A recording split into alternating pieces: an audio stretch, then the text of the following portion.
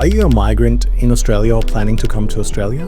You need to know about what are the driving restrictions or requirements for your validity of the overseas license or whether you need to get a new one. Now let's talk about 5 different scenarios that we need to cover. If you're a migrant on a temporary visa, depending on which country you're from, so if you're from the UK, for an example, you will be allowed to use your overseas license and drive in Australia. But if you're from different countries, then it may not be valid, and therefore you will eventually need to get a new license. Now, typically, each state has its own requirements because the states issue the driver's license, but it's between 3 to 6 months that a driver's license is not required, depending on the state. So you can drive with your overseas license in Australia as long as you comply with all the rules and regulations. But if it's past that period as a temporary migrant, you need to make sure that you sit the test to get the driver's license, clear the practical exam of the driver's license, and you may go on to your learners depending on how you score, or the provisional, or maybe a full license depending on your age and how you perform in that test. And again, depending on the state.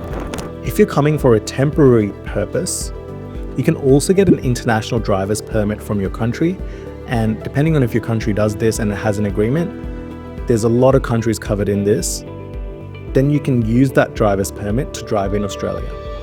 If you're migrating on a permanent basis to Australia, you have 3 months from the start of your residency date in Australia to apply for your Australian license. Until then, you can use your overseas license or the IDP, the International Driver's Permit.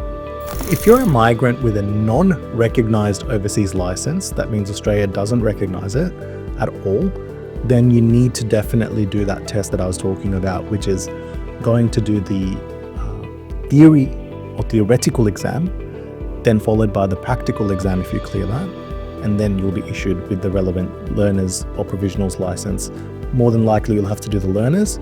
You may have to do, depending on your age, a certain amount of hours on that learners, and then you can go to provisional if you clear the practical exam, or depending on your age and the state that you're in, you may not be required to do all of those hours, but you can apply to go sit the practical exam and go straight for the provisional. Remember that any learners or provisionals, you need to comply with the restrictions. Generally, they do not allow any alcohol, and there's a restriction on the types of cars that you may be able to drive.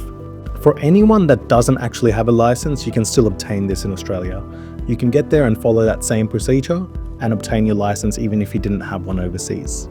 If you have any other questions or topics that you think are of interest, comment below.